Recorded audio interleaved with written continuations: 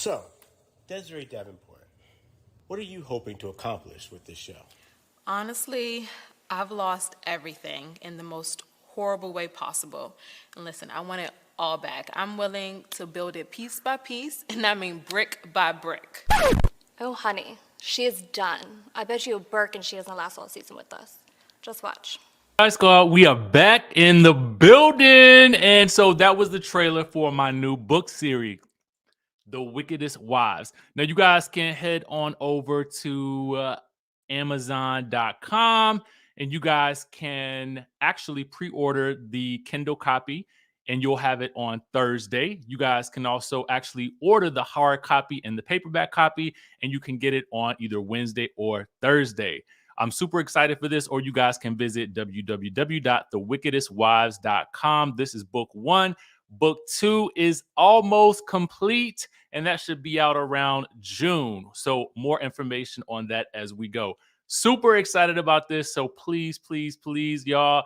Like, I want an Amazon bestseller, baby. I want that Amazon bestseller. So I need y'all to pick this up. I need y'all to leave me a review so your boy can get it on and get it popping. Now, with that being said, let's stage dive on into the Real Housewives of Potomac, baby. The Real Housewives of Potomac. Just a quick question. Yes, it will be on Audible towards the middle of March. I have someone who is doing the audio right now. So listen, I'm super excited. I'm super excited. I was going to release this on March 31st and do a long pre-order period, but I was like, why am I waiting? The book is ready now. So let's do it. Your boy is a publisher. Okay. Publisher. Yes. I hope y'all like that commercial because we spent a lot of time and effort trying to pull it together. So shout out to my team for helping me get that done. I'm super excited. So let's go. Let's go. Let's go. Potomac, baby. We are in the building to talk Potomac.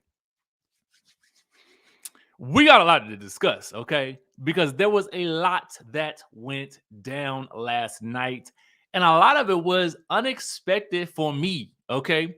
Now, I want you guys to tell me, I want y'all to tell me what y'all rating this on a scale of 1 to 10, okay? Now, take into account, we also have to include this much hyped, okay? This much hyped sit down Ponderosa with Robin. This one-on-one that Andy had with Robin Dixon. Oh, yes, we must talk about it.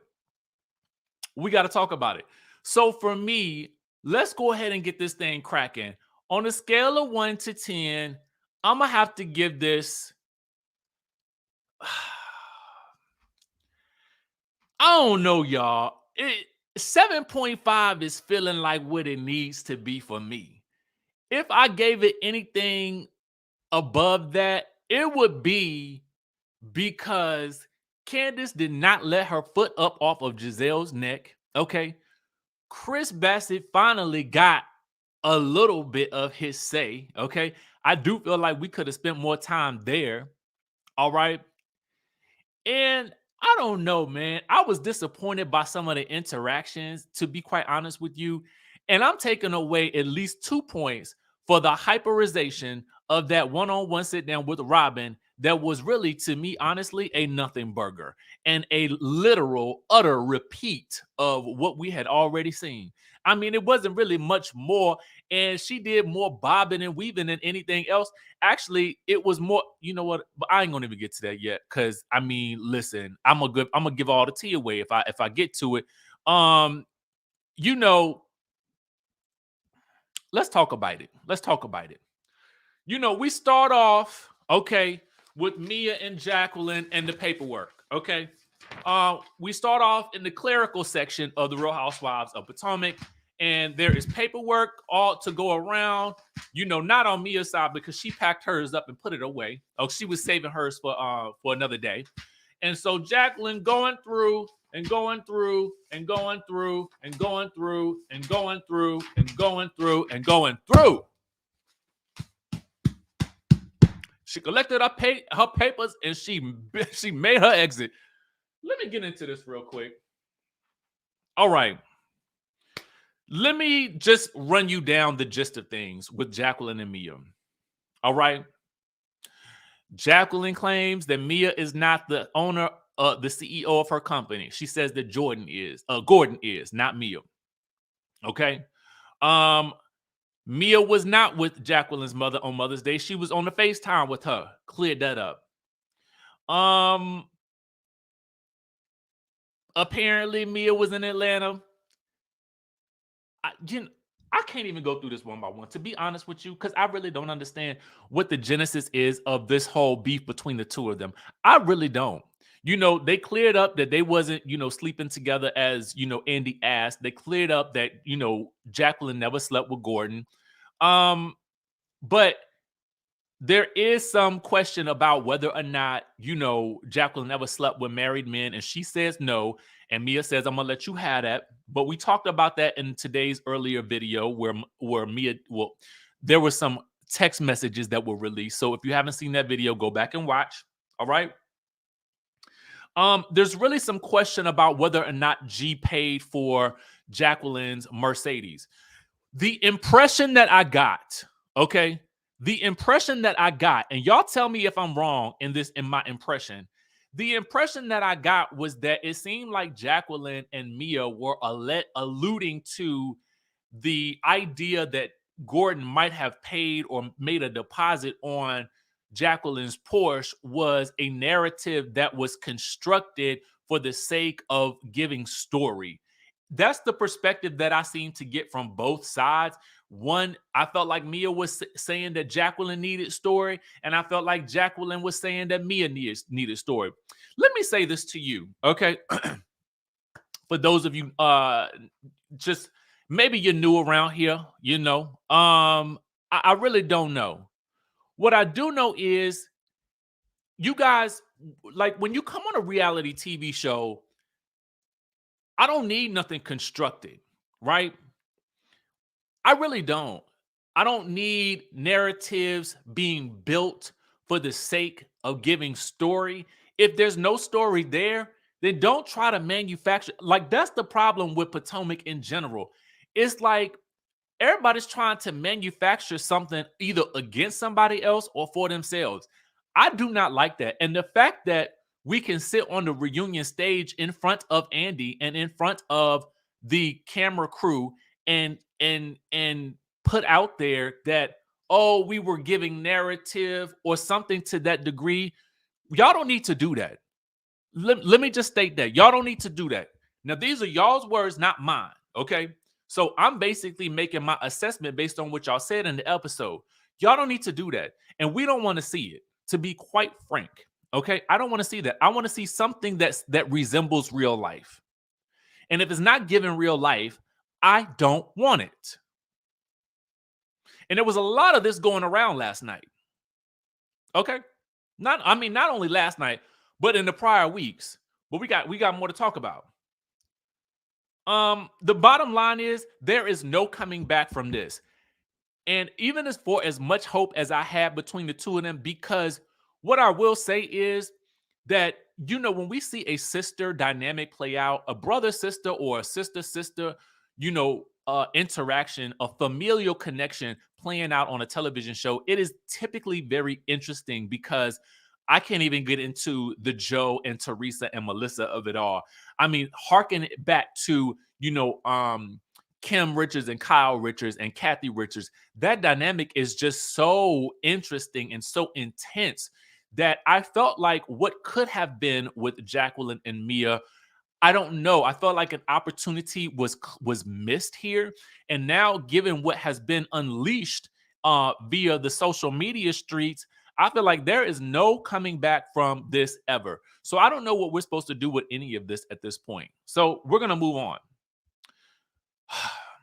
Speaking of Maida, I don't know. Let me allegedly, okay?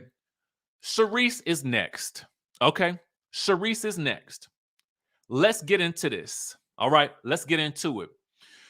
I found it interesting that Charisse, they moved Ashley and Wendy down to the end and put Charisse up next to Gizelle, which I thought was interesting. Now, granted, Charisse has been on this show before, but it told me the level of importance that they were trying to suggest to us with Sharice's seat placement, because otherwise I felt like she should have been seated on the opposite side of Wendy, aka where they set Jacqueline. And that's no disrespect to Sharice, but what I'm saying is it feels like they're trying to make her very pivotal to this group, much more so than even Ashley or Wendy. That's very strange to me. But whatever. Because Andy's also going to make it very clear, we are the ones who invited Sharice back. We did that. We brought her back to the show. Okay? So, they get into, Robin and Sharice being such good friends and Karen running away from Sharice. There's a lot of talk about why Karen would run away from this woman. And for me, number one, if she don't want to be friends with this woman, she ain't got to be friends with this woman. Stop trying to make that happen. I don't really care what happened with them, to be quite honest with you. Whether it was the fact that, the Sharice attending Karen's mom's funeral or what, it seemed to me like she don't want to be friends with this woman. She ain't got to be friends with this woman, period. However, since we got to make this an issue, the thing about it is, okay, number one, every time Sharice is talking, this is Karen.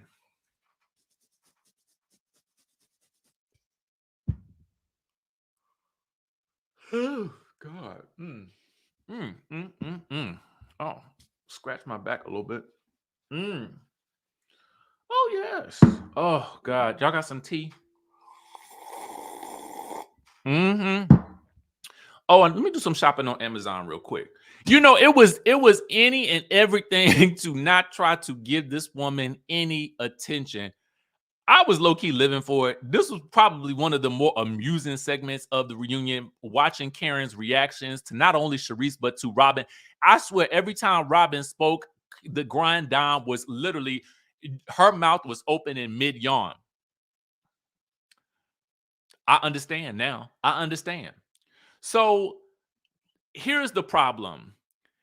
For Sharice, she feels like, well, why was I invited to your Ladom event in 2018? Why was I invited to your 55th birthday party, which Karen suggests it was because Matt, her assistant / PR / whoever he is to her. Okay, I don't know his actual occupational title, but some kind of way, Sharice has been included in plans that Karen has had for her life in some way, shape, or form.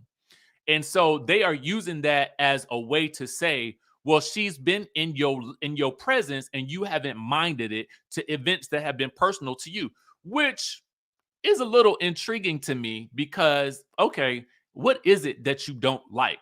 However, if she don't want to be around a woman, she ain't got to be around a woman, because that's how I feel in real life. If I don't want to be around somebody, I'm not going to be around them, period, point blank. And that's final, right? But, they get into Sharice and the rumors that Sharice had, put out about Karen.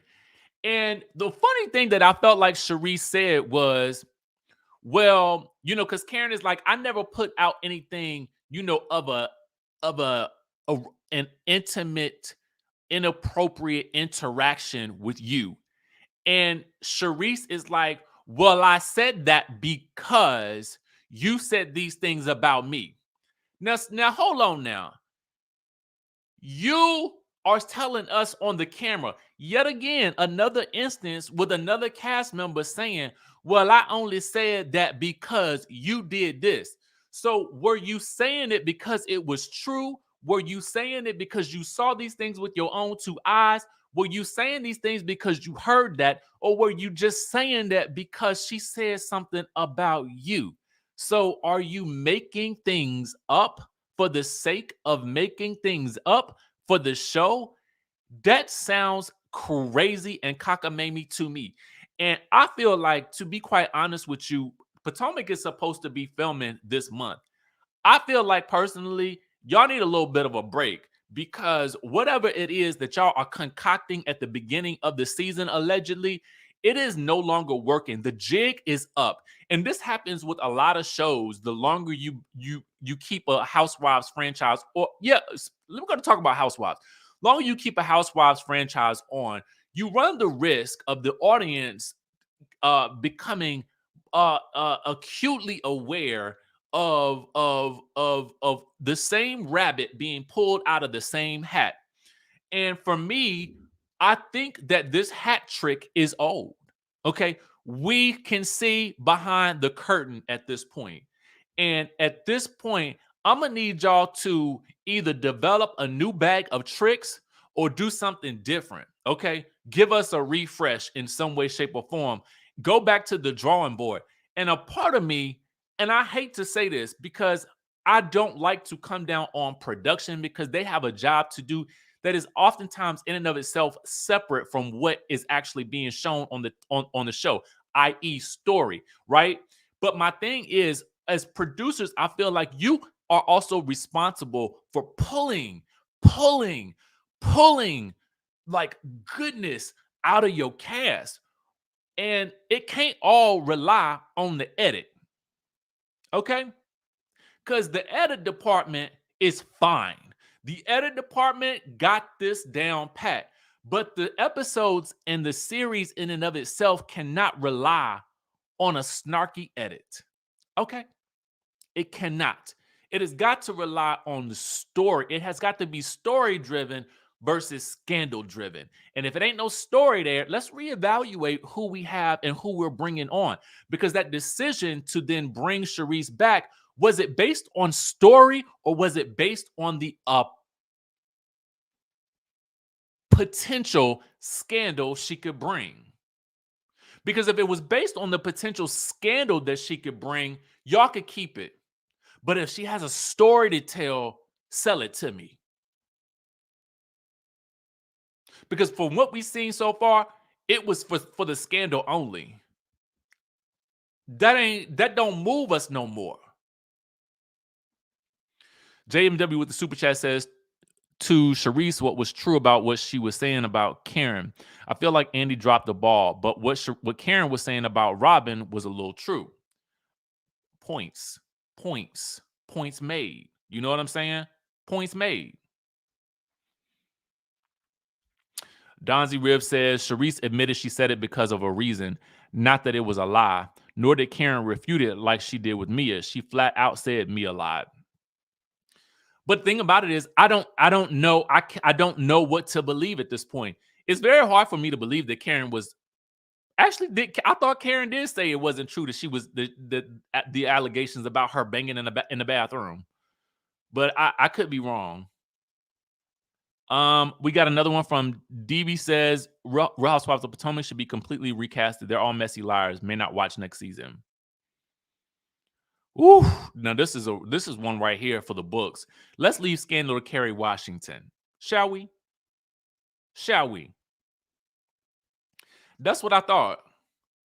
She did say it wasn't true.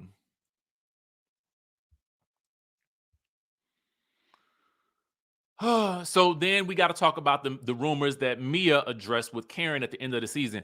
This is confusing to me because when Mia was introduced, I thought Mia and Karen were friends. Now, I know they didn't have some ups and downs throughout the season, but I got the distinct impression that Mia and Karen were not cool at all.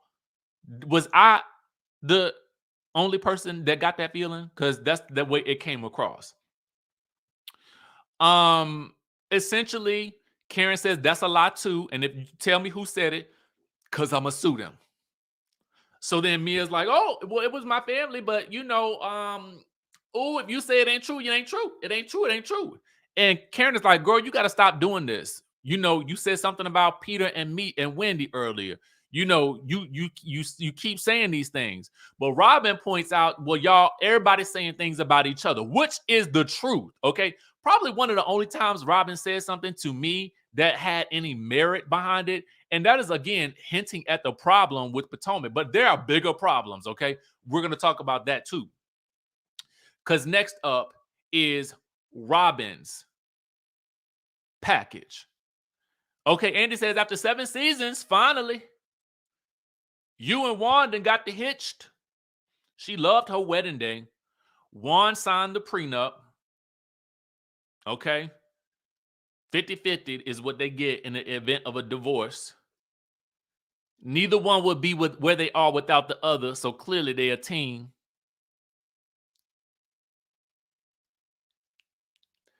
Was there an infidelity clause there? No. Because she said she might trip her own self up with that infidelity clause. um, why was Karen so pressed about the wedding? The same reason the rest of us was, because we didn't think it was going to happen. We all wondered if it was real. We still wondering if it's real. We want to see the paperwork, all that good stuff. Robin's family fun day comes up, and she has to address why she would not invite Wendy, but would invite Wendy's kids who have never spent one-on-one time alone with Candiace.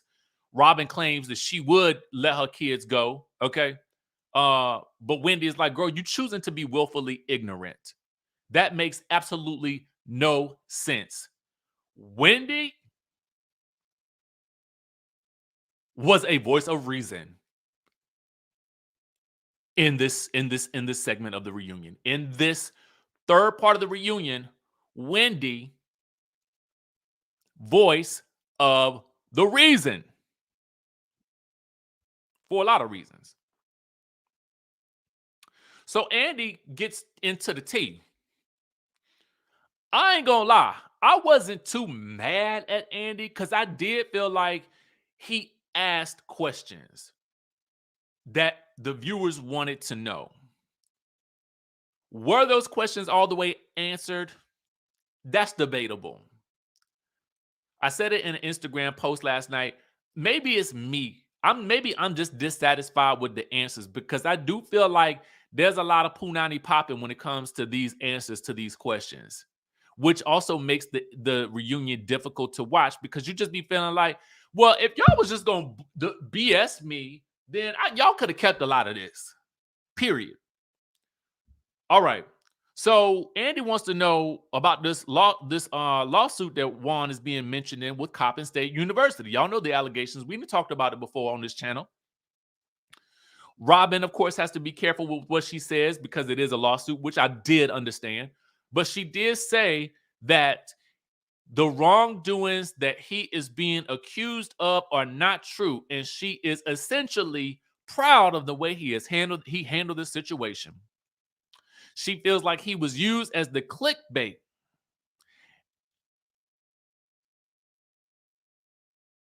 So let me address that real quick.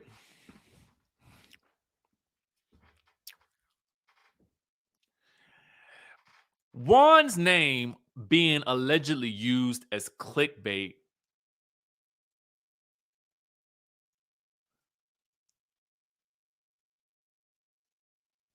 to me really underscores the severity of the situation. And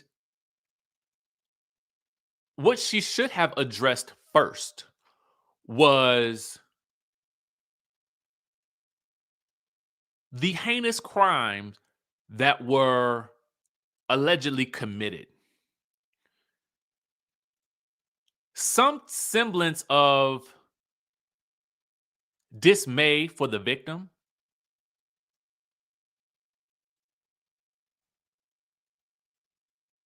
And then perhaps defense of Juan. I just don't feel like his name was used as clickbait because he's allegedly a part of the series of events, which are the reasons why the news exists, allegedly.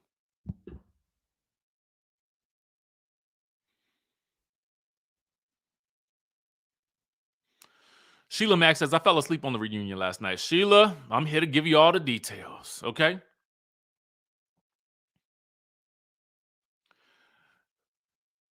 All right. Next up, the men come out. And, of course, where is Juan? So glad Juan Dixon is not here. Remember that? Well, of course he's not here. Why would he be here? He got to work.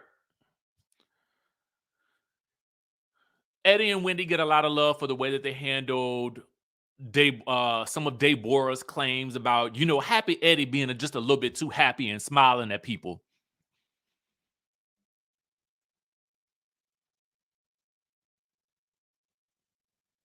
We do get to hear from Gordon with regards to how he felt about Mia going through her health struggles. That was a nice little moment there.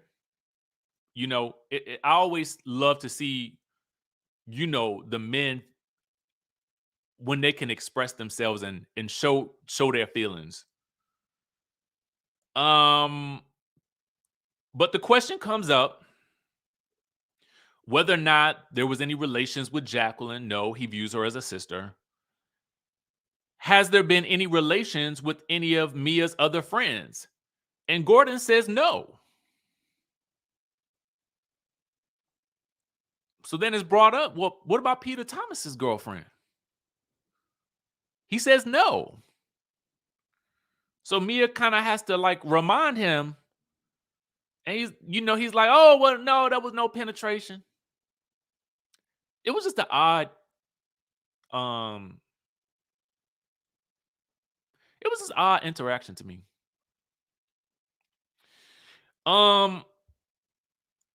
Finally, we get to Chris and how he felt hearing Gizelle's claims. And he says he was shocked. There is some question about whether Chris asked her to go to the room or not.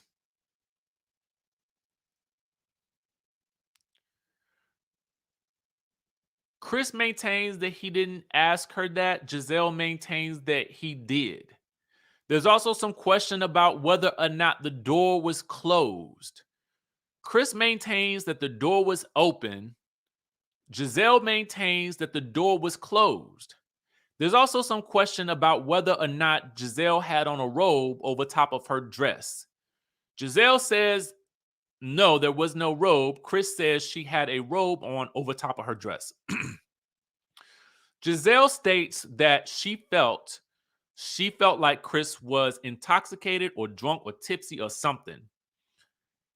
And he asked her to go to her hotel room. And when there was no glam there, they still went inside. And she felt uncomfortable and she asked him to leave. She felt uncomfortable by the situation. But Gizelle maintains to Karen that there was something that Chris did that he needs to apologize for.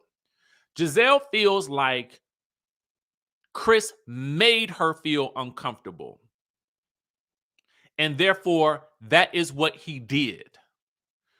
Chris and the rest of and Andy feel like you felt uncomfortable. That is not a result of what he did. That is as a result of the situation that you both found yourselves in. The question comes up, if your glam team was gone when you looked in the room, why did you not immediately say, let's leave? I cannot argue with Gizelle feeling uncomfortable because her feeling uncomfortable can be valid. Several things can be true.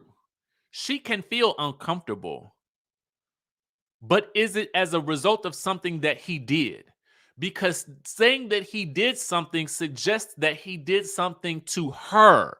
And so it really, when we say semantics, it is semantics.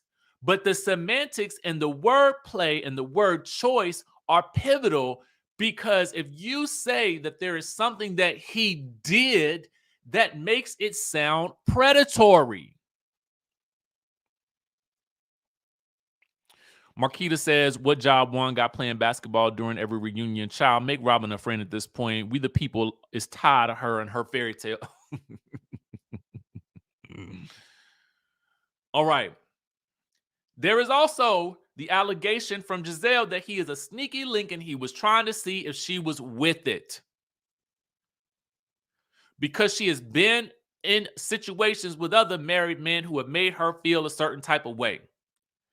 That to me is more about how you feel about past situations that you have been through, and now you are using that situation as a beacon or a guide for a present situation. And if you feel uncomfortable, that is one thing. But then why did you communicate it to several other people, but not to the person who probably needed to hear it the most? AKA your girlfriend, Candiace, who looked at you as a big sister. I don't know why, because evidence has proven over the course of time that allegedly there have been plans and schemes ahead of the seasons to have story to push so that someone allegedly seems to get in the hot seat every season. And it usually involves somebody else's husband.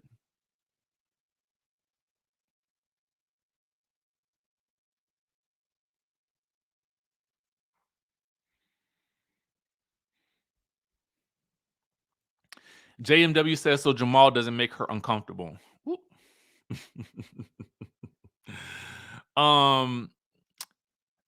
Introvert gal says, at this point, it don't matter if the door was closed or not. Gizelle full of it with her gutter snipe attitude. Chris didn't do anything to her, says introvert gal. Thank you for that super chat.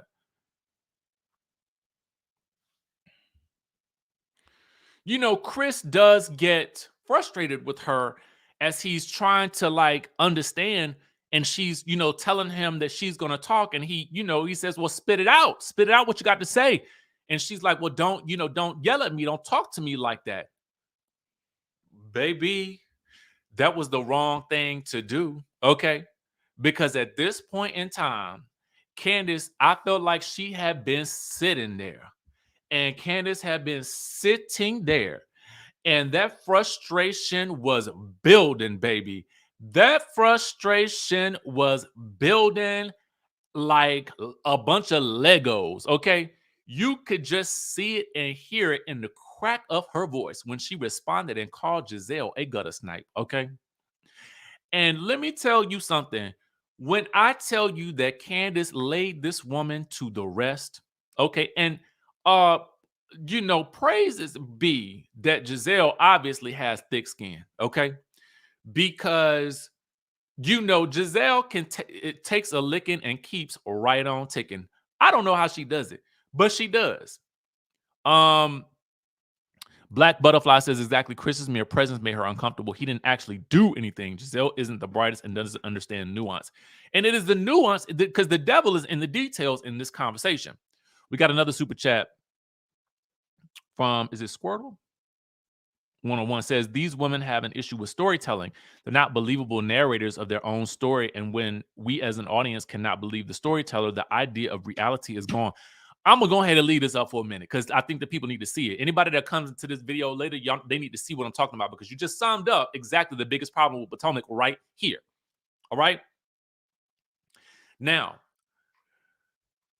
let's get into what Candiace said when she said something to the effect about Gizelle being a white woman. Okay?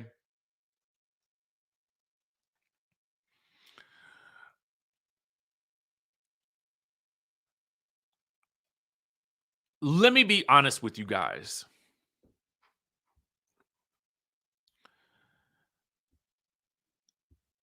I believe that Candiace said what she said out of frustration. I don't think that what she said was right. I think that she could have positioned that a lot differently. But as I stated, you guys, I think there was a level of frustration that had just built up to the point where her feelings overrode logic. Would I have said that? No. Okay. But when she explained what she said and what she meant, I understood it. I did. And I got to tell you, I'm saying that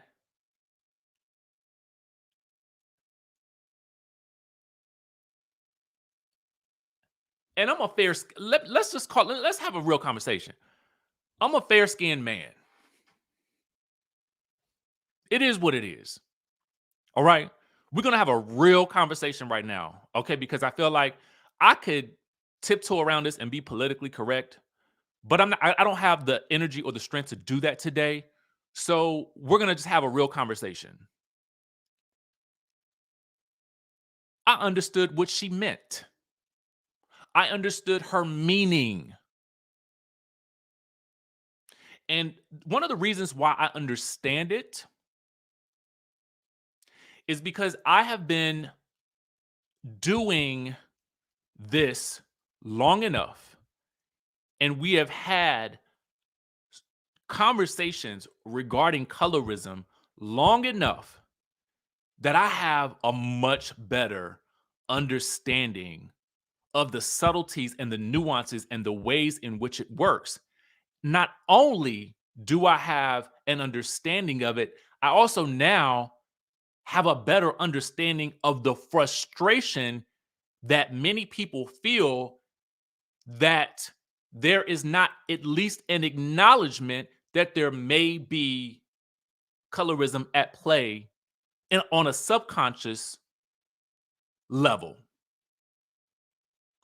And I also can say that we as an audience also have a part to play, and we sometimes need to check ourselves and ask ourselves, how might we subconsciously be playing into these ideals? We have got to talk about that. And the more we are just politically correct in how we speak about it,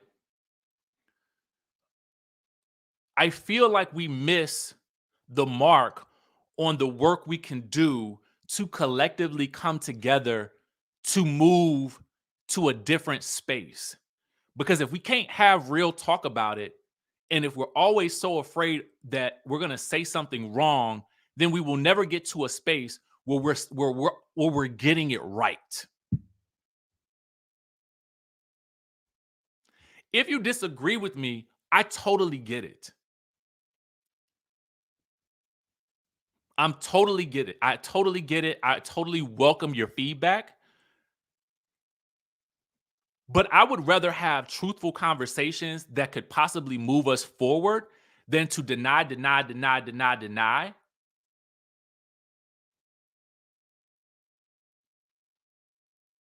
Because that gets us nowhere.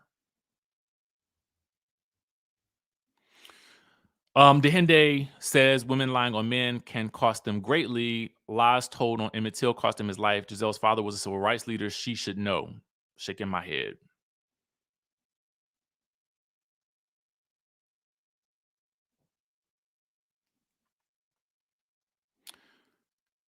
Now, the other thing that I would say in this particular moment was that I appreciated what Wendy said to Candiace, because this is real talk. And it is also a feeling that Wendy had, that she felt like she could say, that to me is real friendship. That's the kind of friend I want, that can say to you in love, hey, friend, I don't think that was the right way to phrase that. I don't think Wendy was wrong in what she said. I felt like she had a feeling, she communicated it. That's what we wanted. I would rather see a real conversation like this being had versus what some of the garbage that we've been fed from this season. period. These are real friendships, real situations that I felt like I witnessed a sister moment right there.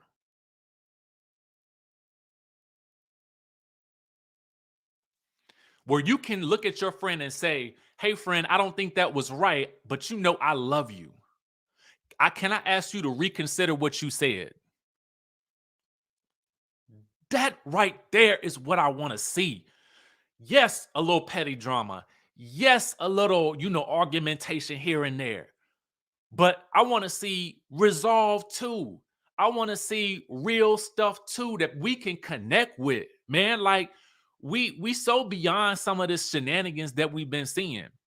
So I didn't belabor that point enough. I hope that you guys understand what I'm saying. I hope that you listen to my intent as I walk through that, because it was important to me.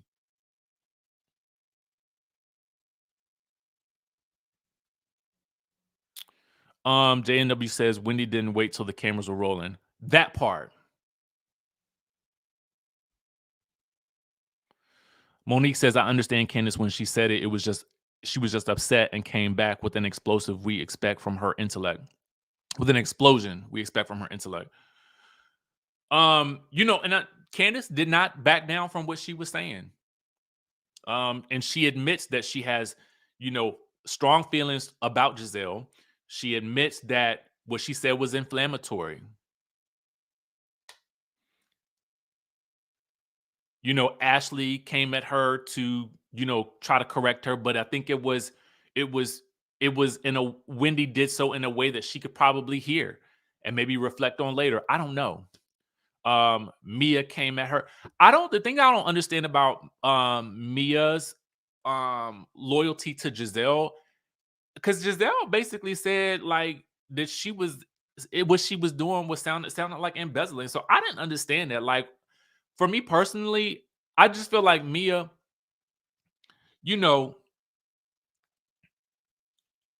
I hate to see what happened to Mia and Jacqueline happen. But what I also, Mia, go back and watch this show from season 4 on. Rewatch, okay? Because my general sense is that if the same cast comes back in the same way, they are going to do, my general sense is you will be next, okay? So what I'm saying is, please, for the love of everything that is holy, keep your eyes open, okay? And I'm gonna leave it there.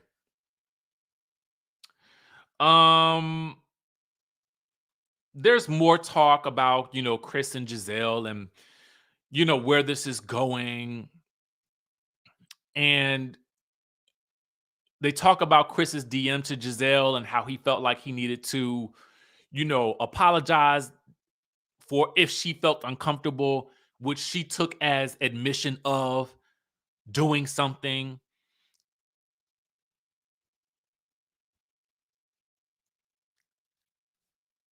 Chris winds up accepting Gizelle's apology. I also think that Chris also may have felt uncomfortable with that discussion that had gotten so deep with Gizelle and Candiace, mostly with Candiace.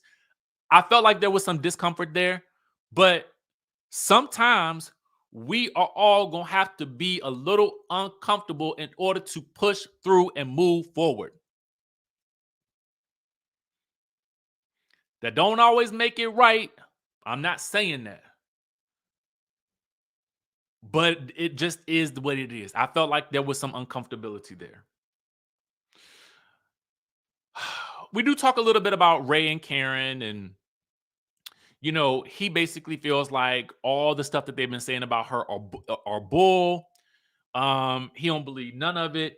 There's also some talk about whether or not Karen was saying that Juan assaulted her, because Robin really is going hard on that, because Karen has said during the season that Juan had hugged her so tight that her tatas went to the back of her backbone or something. I don't know. Karen asserts that she did not feel like she was assaulted, but that she felt like he needs to stop inappropriately touching people.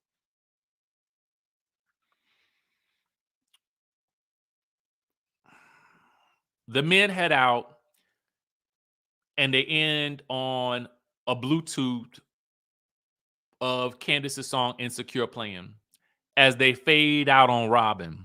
Okay. And we get this one-on-one. JMW says, Richie, do you think Candiace realized after all these years that the plotting of Gizelle really played a part between her and Monique? My general assessment is I don't know. That's always been my thought about that situation.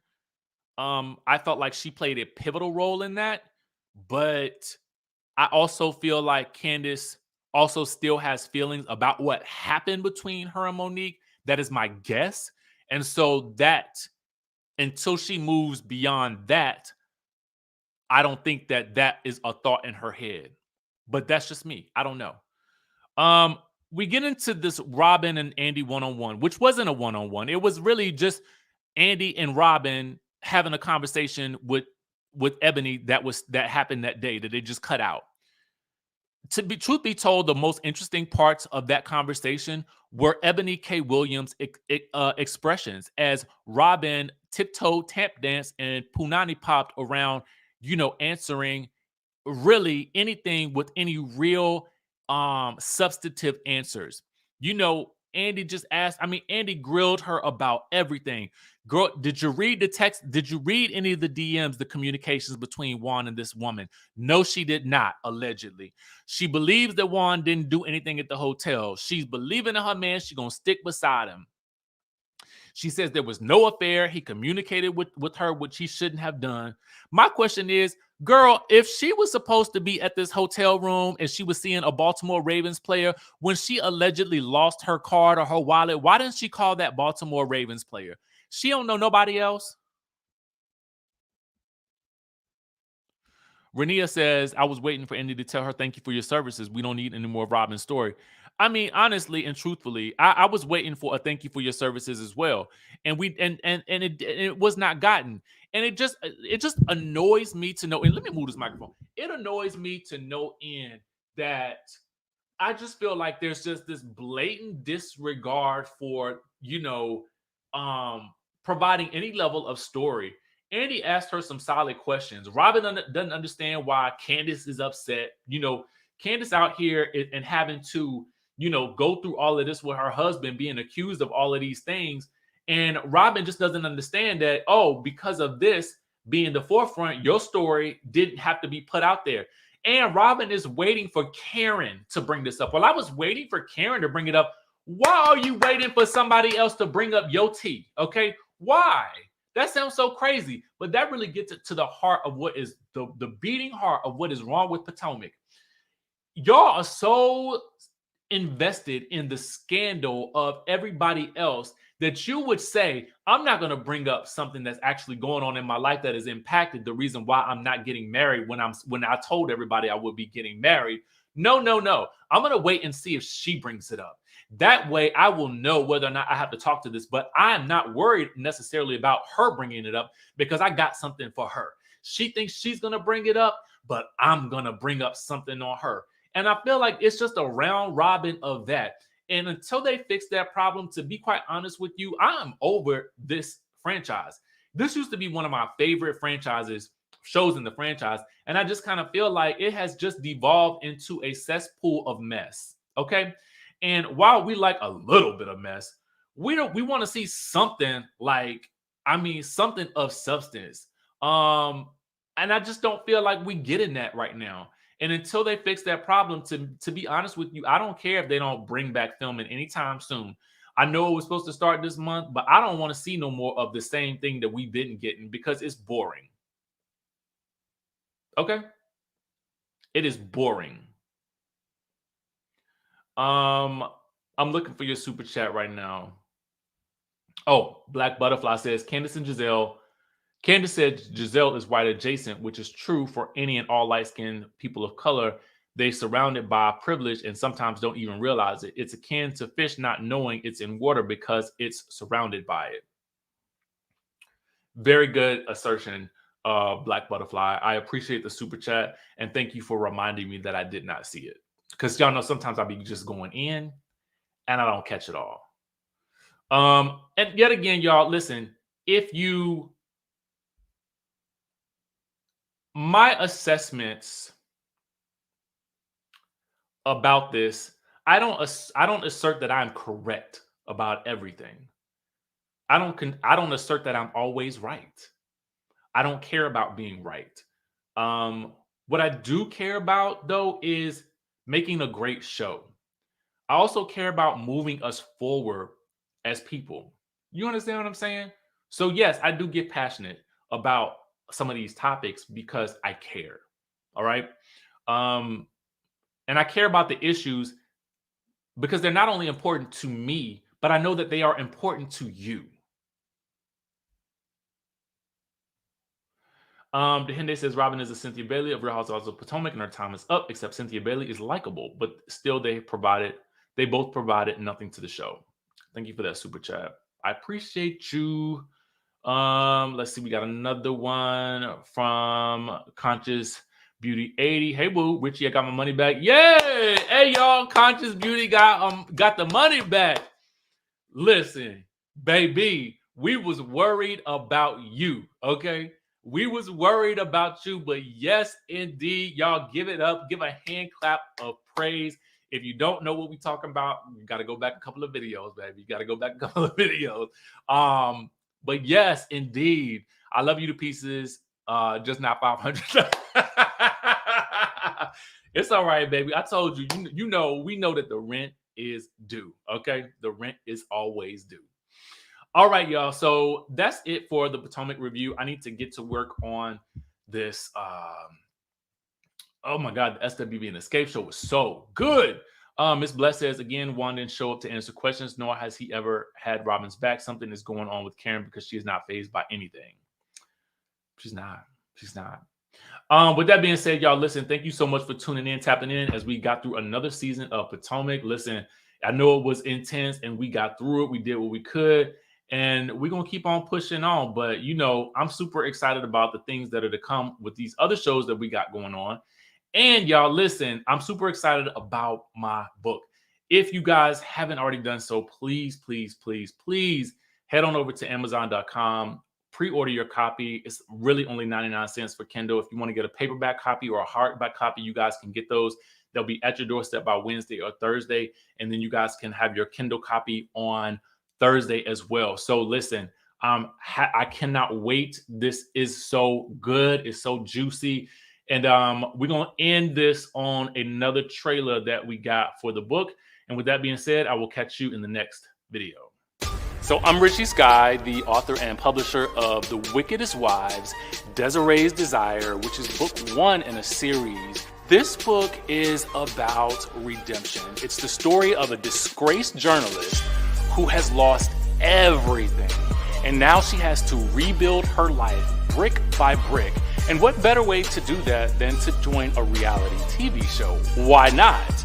Now, not only are we talking reality TV, so there's going to be scandal, there's going to be a little bit of deception, backstabbing, a little romance, and why not throw in a sprinkle of murder to really round out the excitement? So I really want you guys to dive headfirst into these books. Desiree's Desire is just the first of many to come. So I'm super excited for you guys to read this, and I want to know exactly what you think. So be sure to follow, like, share, and subscribe, and stay tuned for more.